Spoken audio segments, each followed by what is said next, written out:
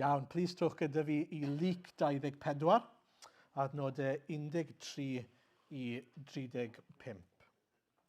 Yr hanes sy gyda ni yw y ddau ar y ffordd i Ebais, a mi fyddwn ni'n edrych di bach ar y cyd-destun mewn munud. Yn ei ddarllen, mae ar y sgrin neu yn ddelfrydol byddai Beibl ar agor o'ch blaenau chi.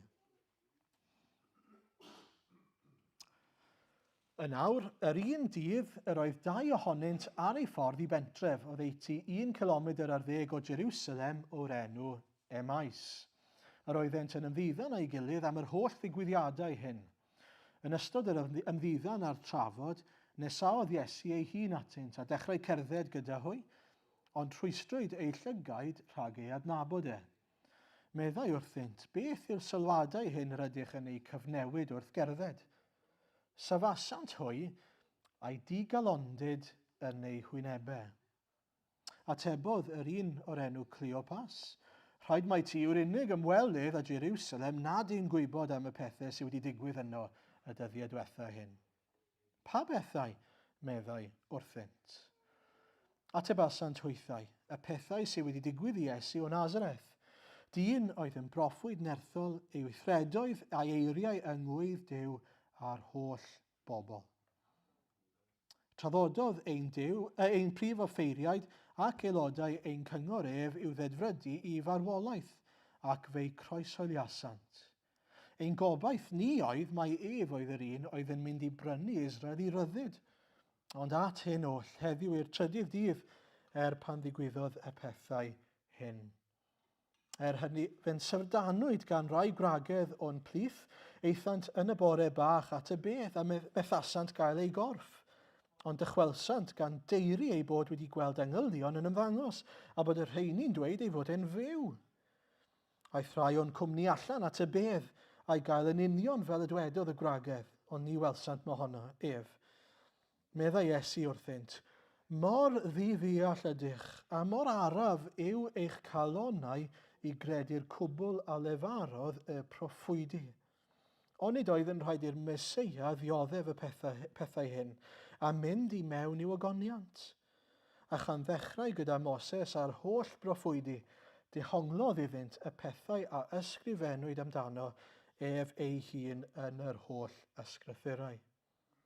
Wedi iddynt nesau at y pentre roeddent ar ei ffordd iddo, cymerodd ef arno ef ei fod yn mynd ymhellach.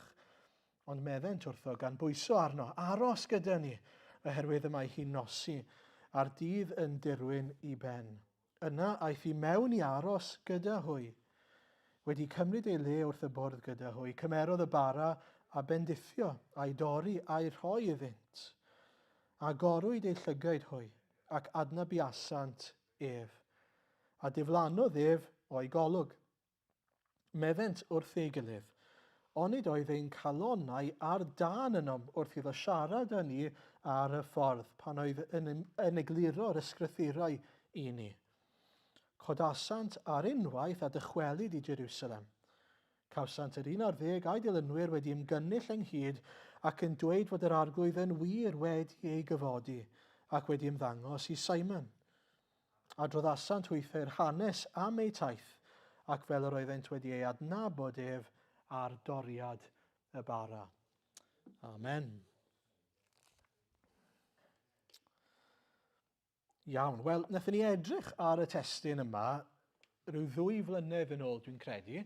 Dwi'n mynd disgwyl bod chi'n cofio hynny ers 2 flynedd, chwarae teg, mae lot o bregethau eraill wedi bod ers hynny, ond dyn ni'n mynd I edrych ychydig bach yn wahanol I hynny, os ych chi digwydd bod yn cofio.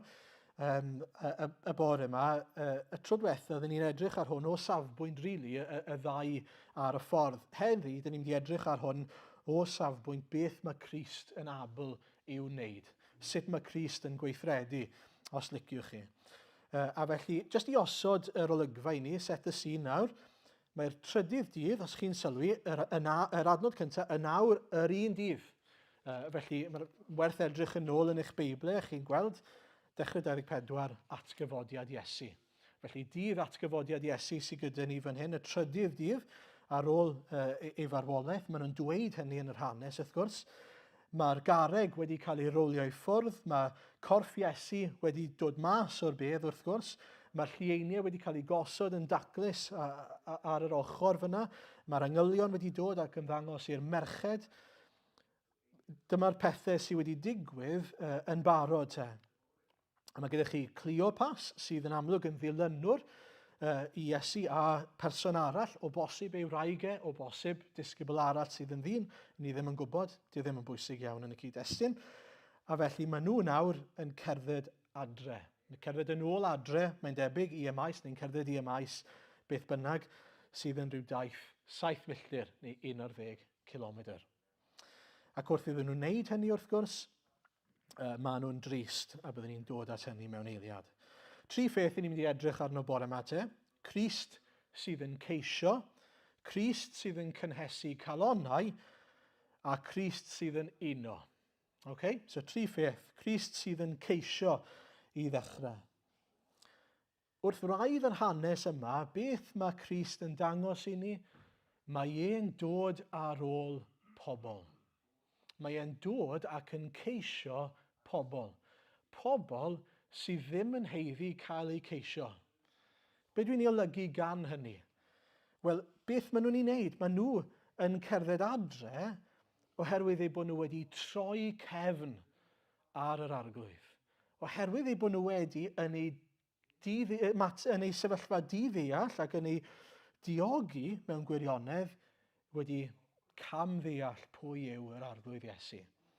A felly maen nhw'n troi cefn, maen nhw'n mynd adre yn drist, dwi'n ni ddod nôl at hynny mewn munud, ond oherwydd bod nhw wedi credu celwydd os liciwch chi am Iesu, meddwl bod e'n farw, bod dim gobaith iddyn nhw, maen nhw'n mynd adre. Edrychwch ar adnod 17. Mae'n glir iawn eu bod nhw yn ddigalon, yn ei digalondid. Maen nhw yn ymateb. Mae rhaid mai ti yw'r unig un yn Jerusalem sydd ddim wedi clywed am beth sydd wedi bod yn digwydd yn Jerusalem. Yn Saesneg yn aml downcast yw'r gair. Maen nhw'n really down in the dumps. Maen nhw'n torri calonnau. Ac adnod 21.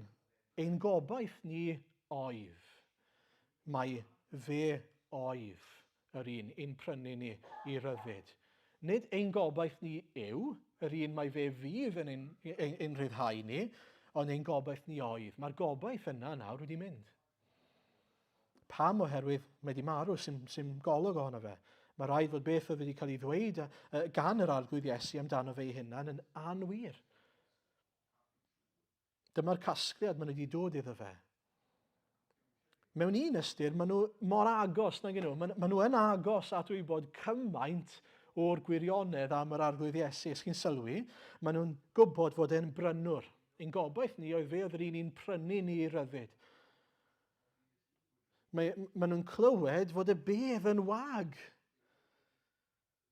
Ond dyn nhw ddim yn mynd mor bell ac edrych dros nhw eu hunan ac ymchwilio ac aros y gwmpas i weld.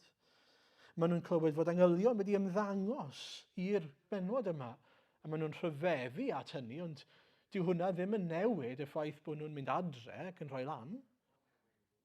Maen nhw mewn un ystyr mor agos ac eto maen nhw mor bell. A dyma mae Iesu'n dweud amdanyn nhw. Mor ddiddeall ydych chi, a mor araf ydych chi gredu geiriau'r proffwydi. Yn beth diddorol i Iesu ddweud, ynddo fe? Yn Saesneg, mae ychydig bach yn fwy cryf. Fi'n credu dylai fe fod yn fwy cryf yn y Gymraeg. Y ffyliaid, yr rhai ffôl. Ond mewn gwirionedd, dyna beth yw bod yn ddiddeall, ffolineb. A felly, dau beth yn ei stad nhw nawr i ni'n gweld amdanyn nhw. Maen nhw'n ddiddeall a maen nhw'n araf i gredu beth mae'r proffwydi'n ei ddweud. Dwi ddim yn dweud bod nhw ddim yn gwybod beth mae'r proffwydi wedi ddweud, maen nhw'n araf i gredu fe. Mae hwnna'n ddiddorol, nag yw e? A felly mae'r bobl yma'n amlwg yn bobl sydd wedi clywed yr ysgrythurau. Maen nhw'n gwybod i stwff, maen nhw'n gwybod i Beibl. Ac eto, maen nhw'n araf i'w ddeall e. Nawr, mae'n y reswm dros hwnna yn y bôn, sef fod yna un, Satan, sydd yn bwriadu ei dallu nhw. Fod yna un sydd yn fwriadol yn ceisio pan maen nhw yn darllen y Beibl, falle, tynnu eu sylw nhw i ffwrdd o hwnna, ond hwnna ddim yn bwysig am nawr. Be sy'n fwy pwysig yw beth wyt ti'n meddwl am Iesu. A felly, yn ei gwendid nhw, eu ffylineb nhw, eu diffyg deall nhw os liciwch chi, beth sy'n angen arnyn nhw? Beth sy'n angen arnyn nhw? Gras. Mae angen rhywun i ddod i agor eu llyged nhw. Mae angen rhywun i ddod i'w ceisio nhw, achos allan nhw ddim agor eu llyged eu hunan, i'r gwir yma. Mae nhw wedi rhoi lan, mae nhw wedi cerdded adre. Ond i bai fod Iesu yn dod ac yn chwilio amdanyn nhw ac yn dod ac yn cerdded gyda nhw, does dim gobaith i'r ddau yma ar y ffordd i'r maes. Maen nhw'n gwbl ddibynnol ar ras yr arglwydd Iesu. A hyd yn oed os ydy'n profiad ni yn gallu awgrymu fel arall, felly bod chi'n gallu edrych ar eich bywydau chi fel Cristnogion, a meddwl eich bod chi'n bobl sydd rhywsut wedi sychedu am yr arglwydd, gallen ni fod yn wir, ond mae hyd yn oed y syched yna, mae rhywun yn dangos am yr arglwydd Iesu, oherwydd fod yr ysbryd glân wedi agor eich llygad chi yn y lle cyntaf, ac wedi eich tynnu chi at yr arglwydd Iesu. Dyw hwnna ddim yn rhywbeth i ni wedi ei gynhyrchu yno ni ein hunain. Ac mor dda yw felly, pan ni'n gweld rhywun sydd yn sychedu am yr arglwydd, allwn ni ddim dweud am y ddau berson yma, maen nhw'n dangos diddordeb yn yr arglwydd Iesu fan hyn. Maen nhw'n rili chwilio. Na, maen nhw wedi rhoi lan. Ein gobaith ni oedd hyn, nid ein gobaith ni yw hyn. Maen nhw ar y ffordd adre. Mae'r gweddill yn dal yn Jerusalem, ond maen nhw wedi rhoi lan. Ond yw'r arglwydd ddim wedi rhoi lan arnyn nhw. A chi beth hyfryd yw hynny? Falle bod ni'n nabod rhai pobl sydd mewn sefyllfa digon tebyg i'r bobl yma. Bod nhw wedi clywed rhywbeth am yr arglwydd, ond maen nhw'n araf i gredu. Maen nhw'n ddi-ddeall. Ond yn lle eu condemnio nhw, yn lle eu tynnu nhw lawr am eu bod nhw'n ddi-ddeall, mae'r arglwydd yn dweithio nhw, chi'n ddi-ddeall a chi'n araf i gredu, ond beth yw e ddim yn neud yw eu condemnio nhw. Yn hytrach, mae'n dangos iddyn nhw'r hyn sydd yn mynd i agor eu llyged nhw i y gwir Iesu. Ac wrth gwrs dyna sydd ei angen ar bob un. Yn ein ffylineb, yn ein dallineb, mae angen fod yr arglwydd yn agor ein llyged ni. I ni'n dibynnu ar yr arglwydd i ddangos ei ras. Mae e'n dod ac yn chwilio y colledig. Tybed, faint o bwys ydyn ni'n rhoi ar sut mae pobl yn ymateb i ni pan i ni'n rhannu yr efengyl gyda nhw. Ni'n ymwneud gyda nhw o gwbl. Mae mor rhwydd nag yw os ni'n onest, yn ddynol, pan mae pobl yn ymateb i ni, wel, dyn nhw ddim yn dangos unrhyw ddiddordeb. Dyn nhw ddim yn dangos unrhyw ddiddordeb. Yn eironig iawn, dwi'n cofio rhywun o'r enw Alun Bryn yn y Gorlan. Gwaith cynhadol oedd yn digwydd yn yr Eisteddfod. Cyn iddo fe ddod yn Gristion, yn dod i'r Gorlan, ac oedd ffrind gyda fe. Fi'n credu mai Gito oedd enw ffrind, ond fi ddim yn siŵr. O'n i'n gobeithio bydde fe mai gadarnhau o fyny rhywbeth arall. A dyma y bachgen arall yn gofyn llwyth a llwyth o gwestiynau. Llwyth a llwyth. Alla ddim dweithio chi faint o gwestiynau oedd yn gofyn. Dangos real diddordeb a syched. Ond oedd un yn y cefn, oedd e'n edrych yn gwbl disinterested. Fel petai dim diddordeb gyda fe yn yr efengyl o gwbl. Pwy oedd yr un yna? Alun. A lle mae e nawr? Gyda'r arglwydd. A na chi beth hyfryd yw hynny, ynddo fe? Bod ni ddim yn gallu gweld sut mae'r ysbryd yn gweithio. Bod ni ddim yn gallu dirnad sut mae'r ysbryd yn gweithio oherwydd fe sydd yn gweithio. Nid ni. Mae'n gweithio trwyddo ni, ond peidiwch â mesur sut mae'r ysbryd yn gweithio yn unig yn ôl beth ych chi'n gweld. Nawr, wrth gwrs, os i ni'n gweld fod yna rhywun yn dangos diddordeb, yn dangos rhyw syched, gallen ni fod o'r arglwydd. Gret, ac i dderbyn hynny, ac i fwydo mewn i hynny. Ond beth sy'n mor bwysig i gofio yw i geisio, ac i ddal i geisio, ac i beidio rhoi lan ar bobl sydd yn araf i gredu. Falle bod gyda chi blant, chi'n gwybod bod nhw'n yn gwybod popeth am yr Efengyl. Chi'n gwybod eu bod nhw wedi clywed y gair wedi bregethu dro ar ôl tro. Falle bod nhw'n araf i gredu, falle bod nhw'n dal yn ddiddeall. Peidiwch ar o'i lan, gweddio a rhannu'r gair gyda nhw. Peidiwch ar o'i lan, oherwydd i ni ddim yn gwybod beth fydd yr ysbryd yn gwneud. Mae mor bwysig bod ni'n cofio hynny. I beidio mesur pethau mewn ffyrdd deiarol, ond i bwyso ar yr arglwydd i wneud fel y mae yn dymuno. Oherwydd nawr, wrth gwrs, yn y cyd-destun yma, mae Iesu yn siarad gyda'r y ddau ar y ffordd. A mae e'n cuddio ei wyneb oddi wrthyn nhw, a mae'n gadael i'r ysgrythyr i wneud y siarad. Pam bod e'n wneud fel esiampl i ni yn y pen draw? Esiampl i ni yw e. Mae'n cuddio ei wyneb fel bod y gwir Iesu Grist yn cael ei amlygu trwy y gair. Beth mae Duw yn dweud trwy bobl fel ni. A felly mae gyda ni yr un arfau, yr un tools a sydd gan yr arglwydd Iesu, sef yr ysbryd glân a'r ysgrythyr. Un peth sydd yn bwysig iawn, wrth gwrs, yw beth mae Iesu'n gwneud gyda'r gair. A mae hwn yn bwysig iawn, mae hwnna'n dod â ni at yr ail bwynt. Mae Crist yn cynhesu calonnau. Beth mae'n gwneud, mae'n dod wrth ei ochr nhw, a dyw e ddim jyst yn dweud, mae'n oce, bydd popeth yn iawn, peidiwch â phoeni, popeth, chi'n oce, bydd yn oce. Na, mae'n cynnig gwirobaeth iddyn nhw. A mae'n dod trwy ffurf i ddechrau off, dweithio nhw, chi'n ffyliaid. Mae hwnna'n tuff nag yw ei glywed, maen nhw'n downcast yn y lle cyntaf, a beth mae'n dweud yw, chi ffyliaid. Chi mor araf i gredu beth sy'n reit o'ch blaenau chi. Ond weithiau mae angen hwnna'n dos e. Weithiau mae angen reality check ar rhywun. I sylweddoli, chi'n bod yn dwp oherwydd chi ddim yn gweld beth sy'n reit o'ch blaenau chi. Jyst achos bod chi'n araf i droi ato fe. Ond un peth pwysig iawn sydd yn cael ei ddweud fan hyn. Adnod 27. A chan ddechrau gyda Moses a'r holl proffwydi, dehonglodd iddynt y pethau a ysgrifennodd amdano ei hun yn yr holl ysgrythurau. Dehonglodd. Interpret.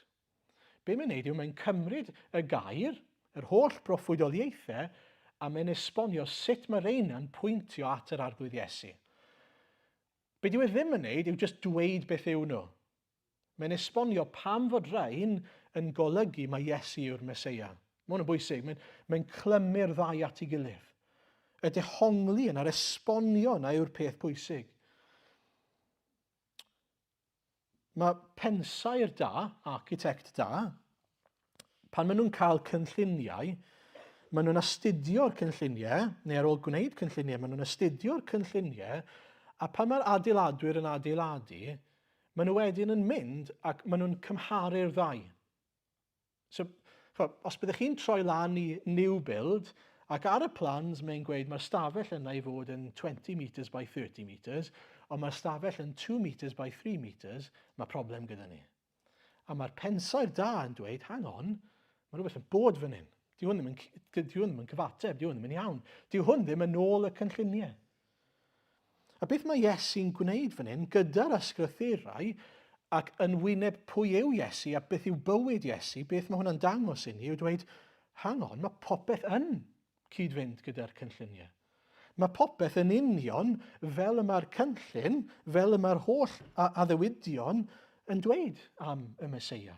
Felly mae'n dangos ei fywyd popeth sydd wedi digwydd yn ei fywyd nawr, a mae'n dweud edrychwch ar y cynlluniau. Mae'r ddau yn berffaith yn cyd-fynd. Mae'r ddau yn matcho lan yn llwyr. Mae'n union fel y cynlluniwyd gan y creawdwr, yr arglwydd. Mae Duw wedi rhoi cynlluniau yr Hen Testament i ni. Blueprints, ei iachawdwriaeth i ni.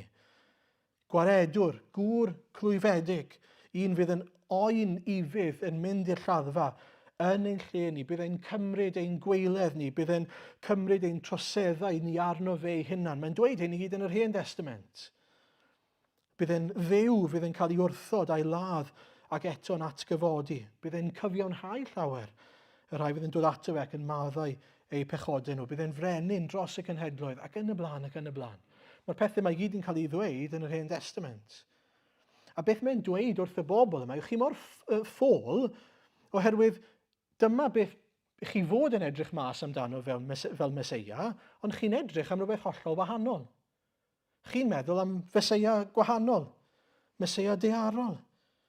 Chi'n ffyliaid, chi'n araf i gredu beth sydd wedi ei addo yn y lle cyntaf. I ni yr un mor ffôl, os i ni'n dod at Iesu ac yn meddwl ein bod ni yn penderfynu pa fath o Meseia yw e. Neu'n bod ni benderfynu beth yw'r anghenion sydd arno ni a sut mae ein abl ein hachub ni oddi arnyn nhw. Mae yna lot o bobl wneith ddweud pethau fel, well, I can get on board with this kind of Messiah. Allai dderbyn y math yma o arglwydd a Duw, ond paid o disgwyl i fi gredu'r math yma o Dduw. Os y ti'n gosod y telerau yma'r llall, na, mae hwnna'n ormod. Ond ffolineb yw hwnna, achos pwy ydy ni i feddwl ein bod ni yn penderfynu pwy yw y Meseia?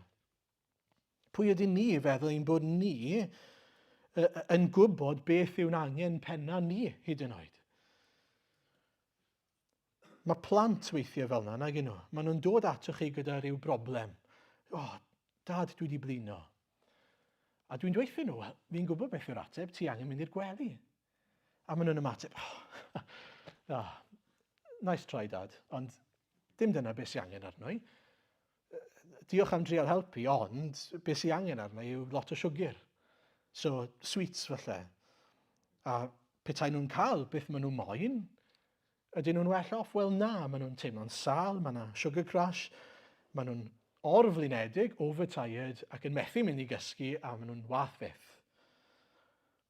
Pam oherwydd bod nhw'n meddwl i bod nhw'n gwybod yn well, maen nhw'n meddwl bod nhw'n gwybod beth maen nhw angen, a maen nhw'n anghywir. A mae'r un peth yn gallu bod gyda ni fel pobl dynolryw, i ni'n meddwl ein bod ni'n gwybod yn well. I ni'n meddwl bod ni'n gwybod beth i ni angen.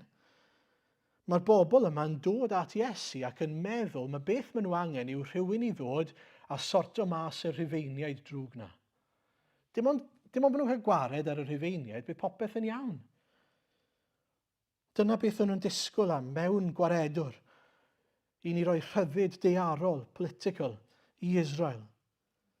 So maen nhw'n meddwl mai dyna'i problem mwyaf nhw. Chi'n gweld, mae hwnna'n broblem, nag yw e? Mae e'n broblem pan mae pobl yn dod at yr arglwydd yn meddwl bod nhw'n gwybod beth yw eu problem mwyaf nhw, a maen nhw'n anghywir am hwnna. Gadewch i'r arglwydd i ddweithio chi beth yw eich problem mwyaf. A gadewch i'r arglwydd i ddangos i chi pam fod e wedi dod a sut mae wedi dod i'ch achub chi oddi wrth y broblem yna, sef problem ein pechod ni. Mae'r arglwydd wedi dod achos bod e'n gwybod yn well na ni. Mae wedi dod mwyn delio gyda ein problem mawr ni, ein gwrthryfel ni ar arglwydd. Mae wedi dod mwyn i ni gael rhyddid oddi wrth ein pechod ni. Mae wedi dod mwyn i ni gael bywyd newydd yng Nghrist. Dyna pam mae wedi dod. A mae wedi gwneud hynny'n glir. Ond mae pobl o'n cwmpas ni, hyd yn oed heddiw, mae'n bwysig bod ni'n deall hyn, yn dod at yr arglwydd Iesu fel petai, yn dod at pwnc nawr yr arglwydd Iesu a'r mater o pwy yw Iesu, a maen nhw'n meddwl mae nhw sy'n penderfynu pwy yw Iesu. Wel, dwi wedi dod i'r casgliad, mae dyma pwy yw Iesu. Wel, ar sail beth? Ar sail beth maen nhw moyn i'r arglwydd Iesu i fod, iddyn nhw. So, os ydyn nhw moyn i'r arglwydd Iesu i fod yn berson hanesyddol yw Iesu. Os ydyn nhw eisiau iddo fod fel y fairy godmother, dyna pwy yw yr arglwydd Iesu iddyn nhw. Dim ots beth mae'r arglwydd Iesu a pwy mae'r arglwydd Iesu yn dweud yw e. A'n gwaith ni, fel Iesu fan hyn, yw i fynd atyn nhw, eu ceisio nhw, a dweud wrthyn nhw. Dim ots pwy ych chi'n meddwl yw'r arglwydd Iesu, neu pwy ych chi'n teimlo yw'r arglwydd Iesu, dyma pwy yw Iesu. Dyma pwy yw y gwir Iesu, a dyma beth mae wedi dod i wneud eich mwyn chi, drostoch chi. Dyna'n braint ni fel pobl Crist, yw gallu mynd a dweud wrth bobl, bod yn anodd, a sa'n gweud bod chi'n gorfod defnyddio'r union eiriau yma, y ffyliaid. Mor ddiddeall ydych chi. Achos dych chi ddim wedi dod i ystyried beth mae Duw ei hun yn dweud wrthon ni, a mae'n gwybod yn well. Nawr, y cwestiwn mawr fan hyn yw, a ydyn ni'n hyderu yn y gair? A ydyn ni'n hyderus, yn ddigon hyderus i ddweud, dyma pwy mae Duw yn dweud yw e. Dyma beth mae gair Duw ei hun yn ei ddweud am yr arglwydd Iesu, ac yna wedyn ni'n edrych ar fywyd Iesu yn y Testament Newydd ac yn dweud edrychwch, mae'r ddau yn cyd-fynd i'r dim. Mae popeth sydd wedi ei addo, wedi ei gyflawni yng Nghrist Iesu. Popeth mae wedi dweud amdano fe hunan yn wir ynddo fe. Dewch a profi y gwir Iesu. Dewch i adnabod y gwir Iesu. Dyna pam mae calonau rein ar dan. Mae calonau nhw ar dan pan maen nhw'n agor yr ysgrythurau. Nid pan mae yn ymddangos iddyn nhw wrth y bwrdd. Mae hwnna wastod yn taro fi. Mae fel petai Iesu'n gwneud y wyrth rhyfeddol yma, ond ar ôl gwneud hynny, nid dyna maen nhw'n ymhyfrydu yno fe. Maen nhw wedi cael golwg gwell ar Iesu, nid jyst golwg corfforol, ond ysbrydol. Mae llyged eu calonau nhw wedi hagor i'r arglwydd Iesu. Dyna sy'n eisiau ni ein hunain dderbyn yn gyntaf, wrth gwrs yw golwg ysbrydol o'r gwir Iesu, ond hefyd wedyn bod ni'n hyderus yn y gair, a bod ni'n adnabod y gair wrth gwrs. Allwch chi ddim dehongli rhywbeth i chi'ch hunan ddim yn gwybod neu'n deall. A felly mae yna gyfrifoldeb arno ni gyd i fod yn y gair, yn gwybod beth yw'r gair mwyn i ni allu dehongli'r gair. Beth nwch chi ffindio wrth i chi edrych ar y proffwydi, ar Moses ac yn y blaen yw fod y cyfan yn y pen draw yn ein pwyntio ni at yr arglwydd Iesu. A fod hynny'n cynhesu'n calonau ni a y rhai i ni'n rhannu hynny gyda. Ac os ych chi eisiau help gyda hynny, ewch chi edrych yn actau, llyfr actau. Achos wrth i bobl bregethu yn actau, dyna beth maen nhw'n gwneud. Maen nhw'n cyfeirio at yr arglwydd, a pwy yw yr arglwydd yn ôl beth mae Duw yn dweud yn y lle cyntaf, nid jyst beth yw eu syniadau nhw. Nawr, yn drydydd ac yn ola, Crist sydd yn uno. Mae Iesu nawr te wedi amlygu ei hunan yn ysbrydol ac yn gorfforol i'w ddisgyblion. A beth yw'r canlyniad? Wel, y llawenydd yma'r calon ar dan, y thrill yma o fod wedi profi Iesu go iawn, dod i ddeall mor ffôl oedden nhw. Beth oedd yn mynd trwy'n pennau ni? Sut allwn ni fod wedi methu hyn? Allwch chi jyst dychmygu pa mor dwp o'n nhw'n teimlo? Bod nhw wedi bod yn darllen y proffwydi mor hir, wedi bod yng nghwmni Iesu, a bod nhw ddim wedi deall beth oedd hwn i gyd ynglyn ag e. Sut nathon ni ddim deall? Oedd e reit o'n blaenau ni. Ond y canlyniad arall yw nid yn unig y llawenydd yna, ond y dymuniad yma nawr i fod gyda y disgyblion eraill yn rhannu'r newyddion gyda nhw. Ac yn rhannu yn y llawenydd o'r gobaith yna sydd gyda nhw, gyda'i gilydd. Beth yw'r peth cyntaf sy'n dod i'w meddwl nhw? Mae'n debyg. Mae rhaid i ni weid wrth Seimon ar gweddill. Mae rhaid i ni fynd nôl. Fel o'n i'n dweud, 7 milltir. Ddim yn joc yw e ar hewlydd sydd ddim yn neis, dim car, dim byd. Allai'n dychmygu bod nhw'n cerdded yn ôl, ond rhedeg yn ôl. Allai newyddion yma ddim aros. Pam? Achos maen nhw'n credu, dyn nhw ddim yn gwybod hyn, wrth gwrs, maen nhw wedi cael profiad digon tebyg y disgyblion eraill. So, pan maen nhw'n cyrraedd yn ôl, turns out, maen nhw'n gwybod yn barod. Ond, maen nhw'n meddwl iddyn nhw hunan, mae Iesu wedi agor ein llyged ni, ond ni'n wrong. Ond ni'n wrong yn pwy oedd Iesu, a mae'n well nag o'n i'n gallu dychmygu. Mewn gwirionedd, dyw e ddim jyst yn frenin oedd wedi dod i'n rhyddhau ni o afel y Rhufeiniaid a rhoi rhyw Israel rydd i ni, mae wedi dod mwyn ein hachub ni o'n hunan, o'n pechod ni, ac i roi bywyd tragwyddol i ni. Mae'n gymaint gwell nag o'n i wedi dychmygu. Mae rhaid iddyn nhw wybod. Mae rhaid bod nhw'n gwybod am hyn. Achos dwi ddim eisiau bod nhw yn digaloni. Dwi ddim eisiau bod nhw yn ddiobaith, nôl yn Jerusalem. Mae rhaid bod nhw'n gwybod hyn. A maen nhw'n rhedeg yn ôl. Maen nhw wedi mynd mae y gwahaniaeth rhwng dim gobaith o gwbl ac yn llawn gobaith. A maen nhw eisiau bod y lleill yn rhannu yn yr llawenydd yna. Yn un gyda nhw yn hynny. A dyna beth sy'n digwydd wrth gwrs. Maen nhw'n rhedeg yn ôl A sa'n gwybod os ydych chi sylwi, ond adnod 33, maen nhw'n dychwelyd codasant ar unwaith a dychwelyd i Jerusalem, cawsant yr 11 a'i dilynwyr wedi ymgynnull ynghyd ac yn dweud fod yr arglwydd yn wir wedi ei gyfodi ac wedi ymddangos i Simon. So mae Simon hefyd wedi cael yr un profiad yna. So maen nhw'n troi nôl, mewn un ystyr gallwch chi ddychmygu ar yr holl ffordd yn ôl bod nhw'n meddwl, so nhw'n mynd i gredu beth i ni'n just gweithio nhw, maen nhw'n mynd mor amazed am beth i ni, mae gyda ni'r newyddion gwych yma i rannu, just you wait, maen nhw'n chwythu brains nhw. A maen nhw'n troi lan a maen nhw'n dweud wrthyn nhw, ni'n gwybod yn barod, cyn iddyn nhw gael chance i ddweud y newyddion gwych yma. This is my moment, a wedyn cymryd i ffwrdd. Ond, does dim tristwch yna, mae yna lawenydd yna. Does dim tristwch o gwbl o feddwl, dwi ddim wedi cael y cyfle yna i allu dweud. Yn hytrach, maen nhw'n rhannu yn y llawenydd. Maen nhw wedi cael ei uno yn y gwir obaith yma. Mae gyda ni Feseia byw. Mae gyda ni arglwydd sydd wedi cyflawni rhywbeth ar ein cyfer ni gall neb arall gyflawni. Rhyddid. Rhyddid o'n pechod ni. Bywyd newydd, bywyd tragweddol. Oherwydd beth mae Iesu wedi gwneud. I ni gyd yn un. Dyna'r llawenydd, gobeithio, sydd yno ni a gyda ni bore yma. Yr undod sydd gyda ni. I ni wedi dod wyneb yn wyneb ar un sydd wedi'n rhyddhau ni. Wyneb yn wyneb ar un sydd wedi maddau pob pechod. Wedi rhoi bywyd i ni o'r newydd. A does dim undod tebyg i'r undod yna. Mae e'n hollol unigryw. Dim ond Crist sydd yn abl i uno pobl fel yna. Ac unwaith eto, mae gyda ni'r fraint o allu dweud wrth bobl sydd â cam syniadau am Iesu, dewch a gweld. Dewch i weld pwy yw'r gwir Iesu. Dewch i fod yn un â Christ ac felly yn un â ni. Dewch i rannu yn y llawenydd yma. Mae rhaid i fi weid, oedd yn her i fi jyst i feddwl, y peth cyntaf sydd ar feddwl y ddau yma yw mynd nôl.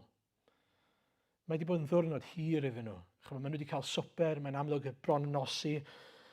Maen nhw wedi bod yn eistedd lawr gyda Iesu. Mae yna lot wedi digwydd. Maen nhw wedi mynd trwy roller coaster emosiynol, ynddo fe? Wir. I fod yn ddiobaith yn cerdded i ffwrdd yn drist ar ôl clywed, gweld Iesu'n cael ei groeshoelio. Maen nhw'n ddilynwyr sydd wedi bod gyda Iesu'r holl ffordd. Maen nhw wedi bod o gwmpas. Mae'n bosib. Mae rhai yn dweud, ni ddim yn gallu bod yn siŵr, mae rhai yn dweud bod Cleopas yn gefnder i Joseph. A felly bod wedi bod o gwmpas ers y dechrau i gweld y cyfan. A nawr mae Iesu wedi amlygu hynna'n go iawn iddyn nhw. Nawr maen nhw'n teimlo fel ffyliaid, bod nhw wedi bod mor araf i gredu, maen nhw'n trio prosesu'r cyfan, ac eto maen nhw'n mynd nôl. Dyn ni eisiau dweud, dyn ni eisiau bod pobl yn clywed am yr arglwydd Iesu. Ca'n hannog ni i ofyn i'r arglwydd i roi'r un sêl i ni. Yr un sêl dros yr efengil.